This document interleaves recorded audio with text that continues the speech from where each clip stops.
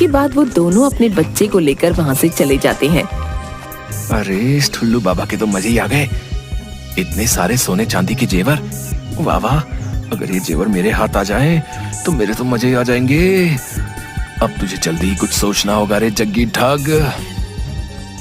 इसके बाद फकीर वो सोने चांदी के गहने अपने धन की पोटली में रख देता है और अपनी पोटली अपने पास रखकर सो जाता है।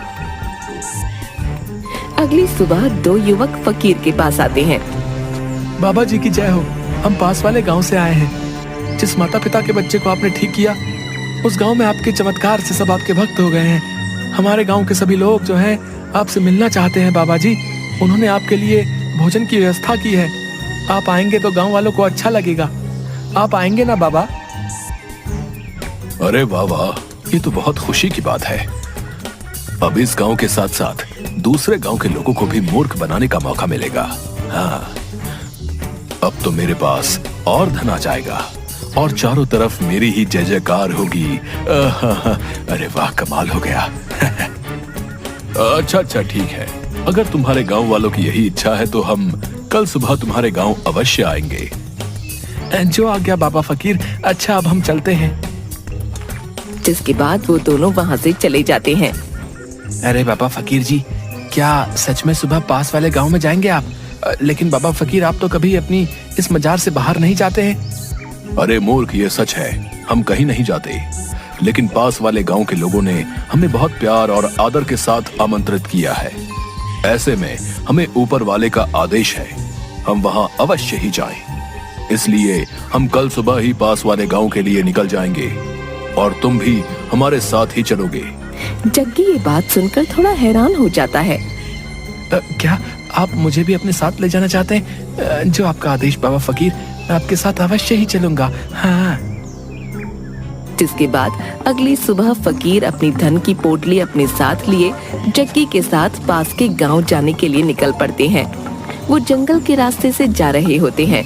काफी दूर पैदल चलते हुए अचानक से फकीर का पांव एक गड्ढे में फिसल जाता है और वो उस गड्ढे में गिर जाता है। गड्ढे में गिरते ही सारी मिट्टी फकीर के शरीर पर लग जाती है। अरे बाबा फकीर, गड्ढे में गिरने की वजह से आपके पूरे शरीर पर मिट्टी चिपक गई है। अगर ऐसे में लोग आपको देखेंगे तो पहचान नहीं पाएंगे। यहीं पास में ही एक नदी है, आप वहां चलकर स्नान कर लीजिए। कितनी बदबू भी आ रही है। नहीं, मैं स्नान नहीं कर सकता। मेरे पास धन की पोटली है। स्नान करूंगा तो सारा धन नदी के पानी की वजह से व्यर्थ हो जाएगा। नहीं, मैं ऐसे ही आगे जाऊंगा। अरे बाबा फकीर, आप अपनी स्थिति को तो देखिए। मैं ही आपको नहीं पहचान पा रहा हूँ। कहीं ऐसा ना हो कि पास वाले गांव के सभी लोग आपको देखते ही भयभीत हो जाएं। नहीं बाबा फकीर, मुझे लगता है आपको स्नान कर ही लेना चाहिए। जग्गी की ऐसी बातें सुनकर फकीर सोच में पड़ जाता है। अच्छा तो ठीक है, अगर तुम चाहते हो कि हम स्नान करें तो हम अवश्य ही स्नान करेंगे। चलो नदी के पास ले चलो हमें। जैसी बाबा जी आपकी आज्ञा। चलिए मेरे साथ। जिसके बाद दोनों एक नदी के पास जाते हैं। ये देखिए बाबा जी, ये रही नदी। कर लीजिए स्नान। अच्छा ठीक है, लेकिन पहले मैं अपनी धन की पोटली को कहीं छुपा देता हूँ। हाँ। इसके बाद फकीर को एक बहुत बड़ा पत्थर दिखता है। हाँ, ये जगह ठीक रहेगी धन की पोटली छिपाने के लिए। वो उस पत्थर के पीछे धन की पोटली छुपा देता हूँ।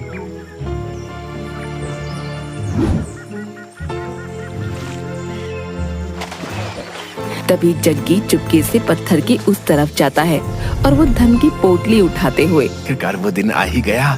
मैं तो थक ही गया था इस ढोंगी फकीर की सेवा कर करके। वाह वाह, कितना सारा धन हाथ आ ही गया। हाय, कितना सारा धन है। अब पता चलेगा इस ढोंगी को। बहुत सेवा कराई है ना मुझसे, अब आएगा मजा है। बोले तो रोनी टोनी ठगों में सबसे बड़ा ठग बोले तो जग्गी ही है।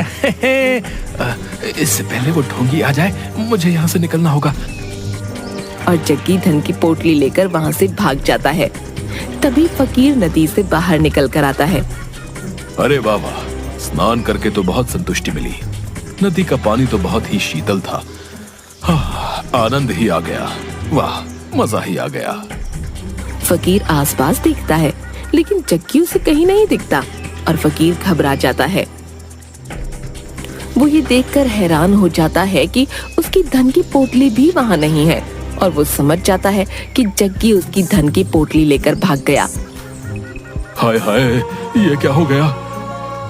वर्षों से जो धन लोगों को मूर्ख बनाकर अर्जित किया था, वो कोई और मुझसे मूर्ख बनाकर ले गया। हाय हाय, ये क्या हो गया? लगता है ईश्वर ने मेरे ही किए की सजा मुझे दे दी है। हाय हाय, ये क्या हो गया? किसी ने सच ही कहा है, ठगी से अर्जित किया हुआ धन कभी काम नहीं आता।